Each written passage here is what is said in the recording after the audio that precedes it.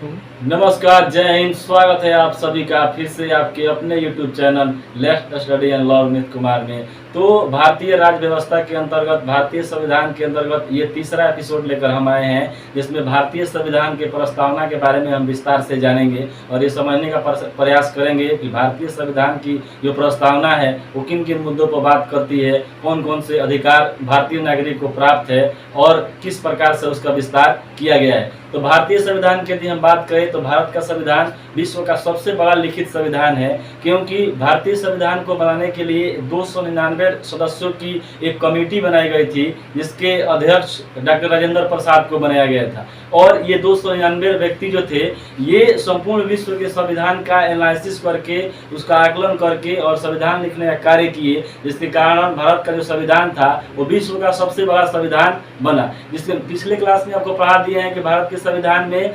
395 article हैं, 22 भाग हैं तथा 12 अनुसूचियां जो है वो है। इसके बारे में हम बात कर चुके हैं। यदि पूरा संविधान यदि आप नहीं पढ़ते हैं और केवल आप संविधान की प्रस्तावना को सही से समझ लेते हैं तो कहीं ना कहीं देखा जाए तो आप भारतीय संविधान को पूरा नहीं पढ़ते हैं, लेकिन संविधान की प्रस्तावना को पढ़ने के बाद चीज़ें आपको आसानी से समझ में आ जाती है कि भारत का संविधान कहना क्या चाहता है। तो आज उसी पे हम चर्चा करेंगे कि भारतीय संविधान, चूंकि इसीलिए भारत के संविधान की प्रस्तावना को संविधान का आत्मा कहा गया है। संविधान की प्रस्तावना को, इस पर मैंने बोर्ड पर लिखकर समझाने का प्रयास किया है कि भारतीय संविधान के प्रस्तावना को संविधान का आत्मा कहते हैं, जिसे अमेरिका के संविधान से लिया गया है। यहाँ पहले ही आपको बता दिया गया है कि पूरा विश्व के संविधान को एनालिसिस किया गया और जो अच्छी बातें थी उसको लिया गया। तो अमेरिका के संविधान से हम लोगों ने लिया है संविधान के प्रस्तावना को। इसके अलावा पिछले क्लास में ये भी बताया गया है कि विश्व का प्रथम जो लिखित संविधान था वो अमेरिका था। अमेरिका ही पहला वैसा देश था जिसने लिखित संविधान बनाने की प्रक्रिया शुरू की। उसके बाद से जैसे जैसे अन्य देशों में लोकतंत्र की स्थापना होती गई, उसके बाद वो गणतंत्र होते गए, वैसे वैसे वहाँ पर भी संविधान निर्माण लिखित रूप से बनता चला गया। तो हम भारत के संविधान में यहाँ पर चर्चा करेंगे और विस्तार से जानने का प्रयास करेंगे।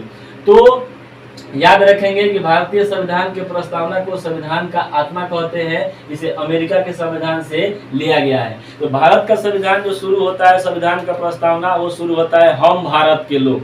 हम भारत के लोग भारत को एक संपूर्ण प्रभुत्व संपन्न समाजवादी पंथ निरपेक्ष लोकतांत्रिक गणराज्य बनाने के लिए तथा उसके समस्त नागरिकों को सामाजिक, आर्थिक, राजनीतिक न्याय, विचार, अभिव्यक्ति, विश्वास, धर्म, उपासना की स्वतंत्रता, अवसर, प्रतिष्ठा तथा अवसर की क्षमता प्राप्त करने के लिए तथा उन सब में व्यक्ति की गरिमा, राष्ट्र की एकता और अखंडता सुनिश्चित करने वाली बंधिता को एतद द्वारा संकल्पित होकर आज संविधान सभा में 26 नवंबर 1949 को एतद द्वारा अंगीकृत, अधिनियमित और आत्मसमर्पित करते हैं। ये पूरा संविधान का प्रस्तावना है। इसको अब हम अलग अलग भागों में, पार्ट में बांट के पढ़ेंगे तो आपको आसानी से समझ में आएगा। शुरू होता है हम भारत के लोग। हम भारत के लोग कहने का मतलब है भारत की आज जो 145 करोड़ जनता है, इन सब भारतीयों के बारे में बात की जा रही है कि जो 145 करोड़ हम भारत के लोग हैं वो भारत को किस प्रकार बनाना चाहते हैं। इसमें 4 प्रकार की बात की गई है। शुरू होता है संविधान का प्रस्तावना हम भारत के लोग से। शुरू होता है हम भारत के लोग, हम भारत के लोग, हम भारत के लोग, भारत को, हम भारत के लोग जो हैं, यानी हम भारत के लोग कहने का मतलब है भारत के सभी नागरिकों को, भारत की जितनी भी जनसंख्या है उनकी संकल्पना क्या है, किस प्रकार से वो भारत को बनाना चाहते हैं, उसके बारे में इसमें बात की गई है। तो हम भारत के लोग जो हैं भारत को किस प्रकार से बनाना चाहते हैं, तो 4 प्रकार से उसमें चीजें बताई गई है। सबसे पहला है हम भारत के लोग भारत को एक, सबसे पहला है संपूर्ण प्रभुत्व संपन्न। यहाँ पर समझने का प्रयास करेंगे संपूर्ण प्रभुत्व संपन्न का। संपूर्ण प्रभुत्व संपन्न कहने का अर्थ ये है कि भारतीय संविधान अंग्रेजों द्वारा देखा जाए तो 1947 में भारत आजाद होता है और 50 में जैसे ही संविधान भारत का लागू होता है उस दिन से भारत जो है स्वयं पर निर्भर है। अपना डिसीजन लेने के लिए भारत का कोई भी नागरिक जो है भारत में जो भी संसद है जो कानूनी प्रक्रियाओं को सुलझाने का कार्य करता है किसी अन्य देश से निर्भर नहीं रहेगा। हम अपने संसद के द्वारा किसी भी कानून को लागू कर सकते हैं या किसी भी कानून को निरस्त कर सकते हैं। ये पावर संसद को दिया गया है, जिसके बारे में मैं आपको पढ़ा दिया हूँ कि संसद के 3 अंग है। लोकसभा, राज्यसभा और राष्ट्रपति, और इन्हीं के द्वारा किसी भी कानून को बनाने का और स्थगित करने का मान्यता प्राप्त है। तो भारत जो है पहले किसी अन्य देश पर निर्भर था, लेकिन जैसे ही भारत में संविधान लागू होता है उस दिन से भारत आंतरिक और बाह्य निर्णय लेने के लिए, डिसीजन लेने के लिए आत्मनिर्भर हो गया है। संपूर्ण प्रभुत्व होने का मतलब ये है कि कोई भी डिसीजन भारत अपनी मर्जी से लेगा, ये किसी भी प्रकार से किसी अन्य देश पर निर्भर नहीं रहेगा। तो सबसे पहला जो भारत की बनाने की संकल्पना है वो है संपूर्ण प्रभुत्व संपन्न। इसका अर्थ ये है कि भारत जो है अपने मन से किसी भी प्रकार का डिसीजन ले सकता है। ये ना अमेरिका से पूछेगा, ना ऑस्ट्रेलिया से पूछेगा, ना रूस से पूछेगा और ना ही ब्रिटिश सरकार से पूछेगा, क्योंकि हम लोग अब आत्मनिर्भर अपने संविधान के प्रति हो गए हैं। तो सबसे पहले आत्मनिर्भरता यानी कि संपूर्ण प्रभुत्व संपन्न। दूसरा है समाजवादी। भारत में जो है भारत का संविधान के प्रस्तावना में भारत को जो दूसरी बात बताई गई है वो है समाजवादी। समाजवादी कहने का मतलब ये है कि हमारे समाज में जितने भी प्रकार के लोग हैं, जाति, धर्म, भाषा, लिंग, क्षेत्र या किसी भी प्रकार से किसी के साथ भेदभाव नहीं किया जाएगा और सबको जो है समान अधिकार मिलेगा। एक ऐसा भारत बने जहाँ पर नीच और उच्च जाति के लिए कोई जगह नहीं हो। हम ऐसे भारत का निर्माण करें जहाँ पे सभी धर्म के लोग आपस में मिलजुल कर रहे, किसी के साथ कोई भेदभाव नहीं हो। इस प्रकार से भारत के संविधान ने भारत को बनाने की बात कहती है। भारत की समस्त जो जनता है वो इस प्रकार से भारत को बनाने की संकल्पना करती है। तो दूसरा इसमें है समाजवादी, यानी कि समाज में सभी को समानता मिले, समानता का अधिकार मिले और सभी लोग साथ मिलके चले। तीसरा है इसमें पंथ निरपेक्ष। पंथ निरपेक्ष कहने का मतलब धर्म निरपेक्ष भी यहाँ पर हो सकता है। भारत में इतने धर्मों के रहने के बावजूद भारत का कोई भी राष्ट्रीय धर्म नहीं रखा गया है। क्यों? क्योंकि यदि किसी एक धर्म को यदि हम बहुलता देते हैं, राष्ट्रीय धर्म घोषित करते हैं, तो बाकी धर्मों के साथ अन्याय होगा और देश में विद्रोह शुरू हो जाएगा। इसके लिए संविधान निर्माताओं ने इस बात पर विशेष ध्यान दिया और भारत को धर्म निरपेक्ष किया, यानी कि भारत में आप किसी भी धर्म को अपने मर्जी से मान सकते हैं, उसका प्रचार प्रसार कर सकते हैं और जुलूस निकाल सकते हैं, पूजा पाठ कोई भी कार्य आप आसानी से कर सकते हैं बिना किसी को परेशान किए, बिना किसी को तंग किए। आप अपने धर्म का प्रचार प्रसार कर सकते हैं, धार्मिक संगीत सुन सकते हैं या किसी भी प्रकार से आप जो है धर्म प्रचार कर सकते हैं, सिवाय इसके कि उससे किसी को तकलीफ ना हो। तो इसमें सभी धर्मों को समान रूप से मान्यता दी गई है, चाहे वो हिंदू हो, चाहे मुस्लिम हो, चाहे सिख हो, चाहे ईसाई हो, चाहे जैन हो या जैन हो या फिर बौद्ध हो। किसी भी प्रकार से आप कोई भी धर्म को मान सकते हैं, उसके नियमों का पालन कर सकते हैं और उसमें दिए गए बातों का पालन करके आप उसका प्रचार प्रसार आसानी से कर सकते हैं। किसी भी प्रकार से आपको परेशान नहीं किया जाएगा। तो तीसरा इसमें है पंथ निरपेक्ष। चौथा है इसमें लोकतांत्रिक गणराज्य, यानी कि भारत में जो शासन प्रक्रिया होगी ये लोकतांत्रिक होगी, यानी कि जनता के द्वारा जो है वो प्रतिनिधि को चुना जाएगा।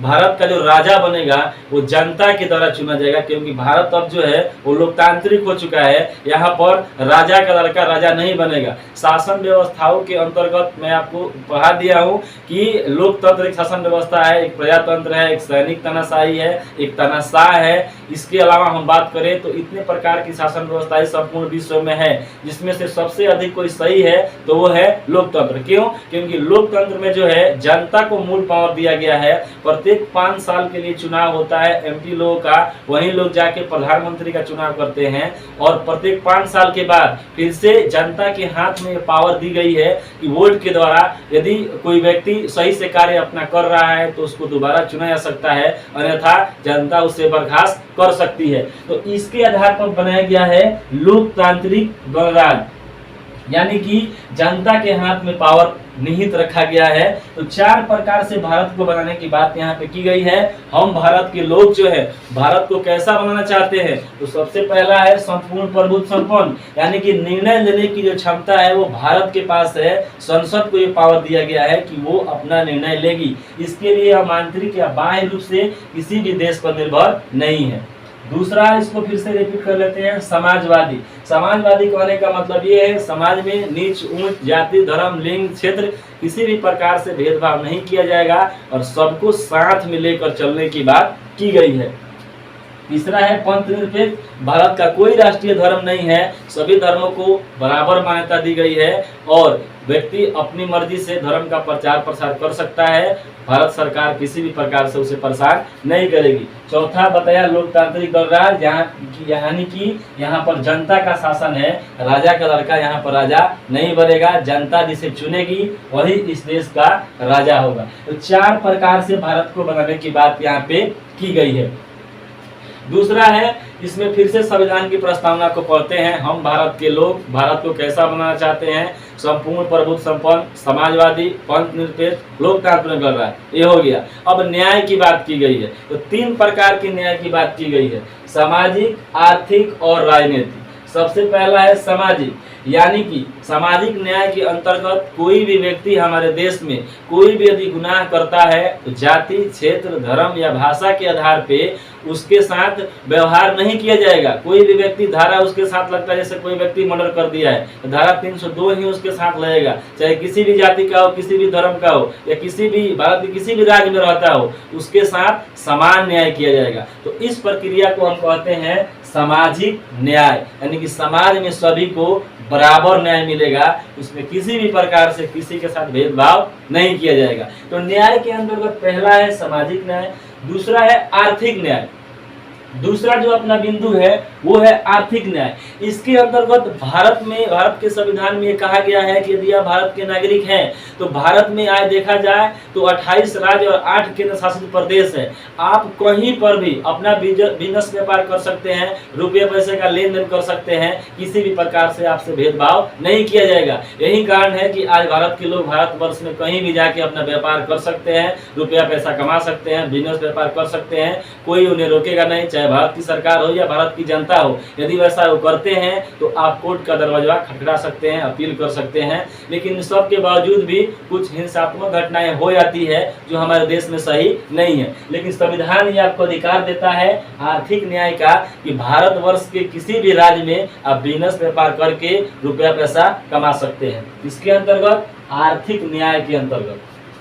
तीसरा है राजनीतिक न्याय। राजनीतिक न्याय के अंतर्गत चुनावी प्रक्रिया में भाग लेने के लिए जो है समान रूप से आपको न्याय दिया गया है। आप किसी भी जाति के हो, धर्म के हो, भाषा के हो, लिंग के हो, क्षेत्र के हो, आपको चुनाव में भाग लेने का समुचित आधार दिया गया है, समुचित आपको जो है व्यवस्था दी गई है। लेकिन इसके लिए जरूरी ये है कि किसी भी प्रकार का आप पर मुकदमा नहीं हो, किसी भी प्रकार का सजा आपको यदि नहीं सुनाया गया है तो आप जो है चुनाव लड़ सकते हैं और चुनाव में भाग भी ले सकते हैं। ऐसा बात नहीं है कि आप जो है आपको किसी भी प्रकार से जातिगत, क्षेत्रीय, भाषा या किसी भी प्रकार से आपको वंचित नहीं किया जाएगा, क्योंकि भारत के संविधान आपको राजनीतिक न्याय देती है। तो 3 प्रकार का न्याय है, सामाजिक, आर्थिक और राजनीतिक। ये भी हमारा कंप्लीट होता है। नेक्स्ट है 5 प्रकार की स्वतंत्रता की बात की गई है। हम भारत के लोग भारत को एक संपूर्ण प्रभुत्व संपन्न, समाजवादी, लोकतांत्रिक गणराज्य बनाने के लिए तथा उसके समस्त नागरिकों को सामाजिक, आर्थिक, राजनीतिक न्याय, ये हो गया। उसके बाद विचार, अभिव्यक्ति, विश्वास, धर्म और उपासना की स्वतंत्रता। तो 5 प्रकार की स्वतंत्रता है, एक एक पर हम विस्तार से चर्चा कर लेते हैं। सबसे पहला है विचार। विचार कहने का मतलब है सरकार के खिलाफ या किसी भी व्यक्ति के खिलाफ जो है आप अपने विचारों को रख सकते हैं। इसमें किसी भी प्रकार से आपको सरकार जो है दखल अंदाजी नहीं देगी, सिवाय इसके कि आप अभद्रता का प्रयोग ना करें। ऐसा नहीं है कि सरकार आपको या भारत का संविधान आपको जो है विचार की आज़ादी देता है, स्वतंत्रता देता है, तो किसी को गाली दे दे, किसी को फिजूल में कुछ बोल दे। यदि आप ऐसा करते हैं तो आप पर कार्रवाई हो सकता है। लेकिन कोई सरकार गलत काम कर रहा है तो सरकार के खिलाफ बोलने का आम आदमी को जो है पूर्ण रूप से अधिकार दिया गया है कि अपने विचारों को जो है आप जनता के सामने या सरकार के सामने रख सकते हैं। आए दिन आप देखते रहते हैं कि प्रधानमंत्री, राष्ट्रपति या फिर मुख्यमंत्री पर बहुत सारे लोग कमेंट करते रहते हैं, लेकिन उनके साथ कुछ नहीं होता है। क्यों? क्योंकि भारत का संविधान उनको विचार की स्वतंत्रता देता है। यदि ये बातें संविधान में नहीं होती तो उनको उसी समय जेल में बंद कर दिया जाता, लेकिन ऐसी बातें नहीं है। स्वतंत्रता के अंतर्गत सबसे पहला है विचार, यानी कि आपको बोलने की आज़ादी दी गई है। ये वीडियो भी यहाँ से बनाया जा रहा है क्योंकि विचार के व्यक्ति है, हम अपने विचारों को रख सकते हैं, अपनी बातों को जो है समाज में या यूट्यूब पे या फिर कहीं भी जो सरकार के सामने जो भी सरकार की गलतियां हैं उसको भी उनके सामने हम रख सकते हैं, विचार की स्वतंत्रता के अंतर्गत। दूसरा इसमें है अभिव्यक्ति।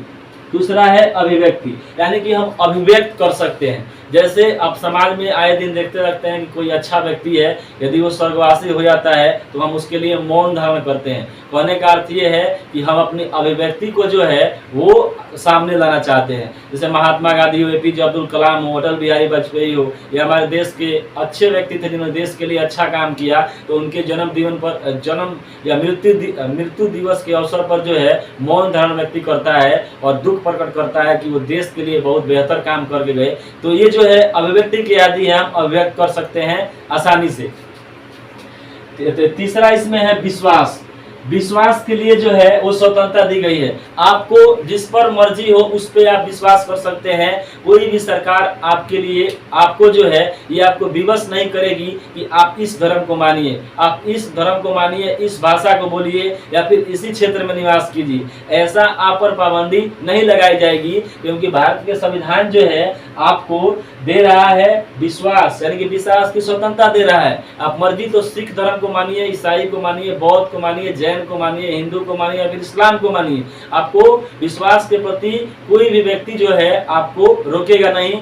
कि या पार्टी में भी यदि कोई भी राजनीतिक दल है, आप अपनी मर्जी से किसी भी पार्टी को वोट कर सकते हैं, चुनाव लड़ सकते हैं। ये आपको पूर्ण रूप से विश्वास करने की स्वतंत्रता दी गई है। जिस भगवान पे, ईश्वर पे, धर्म पे, पार्टी पे आप आसानी से विश्वास करेंगे, भारत की सरकार या भारत की जनता किसी भी प्रकार से आपकी गतिविधि को जो है रोकेगी नहीं। तो इसमें तीसरा जो है विश्वास की स्वतंत्रता दी गई है। चौथा है धर्म। तो धर्म के बारे में तो पंथ निरपेक्ष में यहाँ पढ़ लिए हैं कि यहाँ पर जो है धर्म की आपको स्वतंत्रता दी गई है। अपनी मर्जी से किसी भी धर्म को मान सकते हैं, उसका प्रचार प्रसार आसानी से कर सकते हैं और शांति प्रिय होना चाहिए, किसी अन्य व्यक्ति को दिक्कत उससे नहीं होना चाहिए। जैसे सबको पता है कि सिख धर्म के व्यक्ति जो है अपने पास चाकू रखते हैं, यहाँ पे उनको एयरपोर्ट पर जाने के लिए भी वहाँ से वंचित नहीं किया जाता है। सामान्य कोई व्यक्ति यदि एयरपोर्ट में आता है तो उसको किसी भी प्रकार से हथियार को ले जाना अलाउ नहीं है। यदि आपके पास एक कील भी रहेगा तो वहाँ से आपको वंचित कर दिया जाएगा। लेकिन सिख धर्म के लोग आसानी से जो है चाकू टाइप का एक रखते हैं, उसको लेकर आसानी से जा सकते हैं। क्यों? क्योंकि उनका धार्मिक मान्यता है, वो उनके धर्म के अंतर्गत आता है, जिसके कारण जो है उनको ये मान्यता दी गई है। इसके अलावा धर्म में भी आप देखते हैं कि मुस्लिम लोग जो है वो दाढ़ी रखते हैं, ज़्यादा दाढ़ी रखते हैं। इसके अलावा मोछ नहीं रखते हैं वो। इसके अलावा हिंदू जो लोग होते हैं वो दाढ़ी कम रखते हैं। इसके अलावा जो क्या कहते हैं ईसाई लोग होते हैं वो शादी में वाइट कपड़े पहनते हैं। शादी जब उनका होता है तो वाइट पहनते हैं। हिंदू में मरने के बाद वाइट कपड़ा पहनते हैं। तो अपने अपने धर्म की मान्यताएं हैं। अपने धर्म के अनुसार जो आपका धर्म कहता है उसके अनुसार जो है आप अपना विश्वास कर सकते हैं, अपने धर्म में कही गई बातों को मान सकते हैं। संविधान किसी भी प्रकार से आपको वंचित नहीं करेगा। और पांचवा है उपासना। उपासना कहने का अर्थ ये है कि किसी भी प्रकार से आप अपनी आस्थाओं को प्रकट कर सकते हैं। जैसे दशहरा आ रहा है तो दशहरा में आप 10 दिन उपासना कर सकते हैं, अवधारणा उसके लिए करा सकते हैं, आपको वंचित नहीं किया जाएगा। इसके अलावा देखते हैं कि मुस्लिम लोग जो हैं वो रोजा 30 दिन का रखते हैं, तो वो अपनी उपासना को प्रकट करते हैं। तो इस प्रकार से जो है इसमें जो है 5 प्रकार की स्वतंत्रता की बात की गई है। विचार बोलने की आदि है, अभिव्यक्ति अभिव्यक्त करने की आदि है। आप देखते हैं किसी किसी नेता का पुतला फूका जाता है तो पुतला फूक के ये अभिव्यक्त किया जाता है कि हम आपकी कार्यों से जो है वो खुश नहीं है, जनता आपकी कार्यों से खुश नहीं है, जिसके कारण पुतला फूका जाता है और उस पर भी सरकार किसी प्रकार की कार्रवाई नहीं करती है। क्यों? क्योंकि भारत का संविधान उनको जो है उपासना की नहीं, अभिव्यक्ति की स्वतंत्रता देती है। विश्वास, धर्म, उपासना की स्वतंत्रता देती है। इसके अलावा 2 प्रकार की समानता की बात की गई है। प्रतिष्ठा, पहला है प्रतिष्ठा, यानी कि समाज में कोई व्यक्ति जो है सही से रह रहा है, प्रतिष्ठित व्यक्ति बन के जीना चाहता है, तो उसके लिए भी किसी भी प्रकार से उसके साथ भेदभाव नहीं किया जाएगा। चाहे किसी जाति, धर्म या लिंग या क्षेत्र या भाषा को बोलता हो, उससे किसी भी प्रकार से वंचित नहीं किया जाएगा। इसके अलावा है अवसर। कोई भी व्यक्ति हो यदि किसी भी क्षेत्र में जाना चाहता हो तो उसे समुचित अवसर मिलेगा। ये कह के कि तुम नीच जाति के हो, तुम्हें यह अवसर नहीं मिल सकता है, तो इससे उसको वंचित नहीं किया जाएगा। चाहे वो राजनीति क्षेत्र हो, चाहे वो कोई भी क्षेत्र हो, राजनीति हो, इंजीनियरिंग हो, डॉक्टरी क्षेत्र हो, कोई भी क्षेत्र में आप जाइए, आपको किसी भी प्रकार से वंचित भाषा, जाति, लिंग, क्षेत्र या धर्म के आधार पर आपको वंचित नहीं किया जाएगा। तो ये आपको अवसर की बात की जा रही है। इसके अलावा उसमें बात की गई है कि व्यक्ति की गरिमा, राष्ट्र की एकता और अखंडता को सुनिश्चित करने के लिए इन सब अधिकारों के मिलने के बाद ये भी बात की गई है कि भारत की एकता और अखंडता जो है वो हमेशा बरकरार रहना चाहिए, किसी भी प्रकार से उसमें अनहोनी न हो। जब भी देश की बात हो तो सभी लोग, सभी अपने धर्म को, जाति को, भाषा को भूलकर संपूर्ण भारत एक हो जाए और भारत को आगे बढ़ाने का प्रयास करे। तो इसके लिए संविधान ने पूरा प्रयास किया है कि सभी के साथ विकास का कार्य हो, किसी भी प्रकार से किसी को हानि नहीं पहुंचे, किसी को ये नहीं लगे कि हमारा शोषण हो रहा है। इसी कारण भारत के संविधान ने सबको समान अधिकार दिया है कि आप अपनी मेहनत से आगे बढ़े, आपको किसी भी प्रकार से वंचित नहीं किया जाएगा। तो ये संपूर्ण संविधान का प्रस्तावना का सार जो है मैंने आपके सामने प्रस्तुत किया। इसके अलावा आपको ये पढ़ा दिया गया है कि भारत का संविधान 26 नवंबर 1949 को बन के तैयार हो गया था, लेकिन 26 जनवरी 1950 को लागू किया गया। तब से भारत जो है वो गणतांत्रिक राज्य बन गया और भारतीय संविधान की प्रक्रिया वहां से शुरू होती है। तो ये संविधान के प्रस्तावना के बारे में बात किया गया। उम्मीद है आपको पसंद आया होगा। याद रखेंगे इससे मेन पॉइंट कि भारतीय संविधान के प्रस्तावना को भारत का संविधान का आत्मा कहते हैं, जिसे अमेरिका के संविधान से लिया गया है। शुरू होता है हम भारत के लोग, भारत को एक। जो संपूर्ण भारत के लोग हैं, 145 करोड़ जनता है, वो भारत को कैसा बनाना चाहती है? तो सबसे पहला है संपूर्ण प्रभुत्व संपन्न बनाया जा चुका है और उसी पर कायम रखने का प्रयास किया जा रहा है। यानी कि निर्णय, यानी कि डिसीजन लेने की क्षमता भारत को है। दूसरा है समाजवादी, समाज में सभी को समान अधिकार है। तीसरा है पंथ निरपेक्ष, यानी कि भारत का कोई राष्ट्रीय धर्म नहीं है, सभी धर्म को समान अवसर दिया गया है। उसके बाद है लोकतांत्रिक गणराज्य, यानी कि भारत में लोकतंत्र की स्थापना हो चुकी है, गणराज्य भारत बन चुका है। अब इसमें जो है किसी भी प्रकार से शासन व्यवस्था के अंतर्गत जनता जिस व्यक्ति को चुनेगी वही हमारे देश का शासक होगा, राजा होगा और अपने अनुसार शासन करेगा। वो भी हमेशा के लिए नहीं, समय अवधि रखा गया है 5 वर्ष। 5 वर्ष के बाद जो है फिर से चुनाव होगा। इसके अलावा 3 प्रकार के न्याय की बात की गई है। पहला सामाजिक, आर्थिक, राजनीतिक।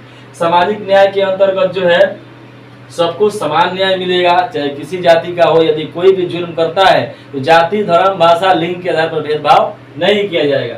आर्थिक न्याय दिया गया है, संपूर्ण भारत वर्ष में कहीं भी जाके आप बिजनेस व्यापार कर सकते हैं, रुपया पैसा कमा सकते हैं, कोई भी व्यक्ति आपको इससे वंचित नहीं कर सकता है। इसके अलावा है राजनीतिक प्रक्रिया में भाग लेने के लिए। इसके अलावा राजनीतिक प्रक्रिया में, यानी कि सरकार बनाने में भाग लेने के लिए, चाहे आप उसमें जो है आप चुनाव लड़े या वोट दे, दोनों को आपको समान रूप से इसमें भागीदारता दी जाएगी।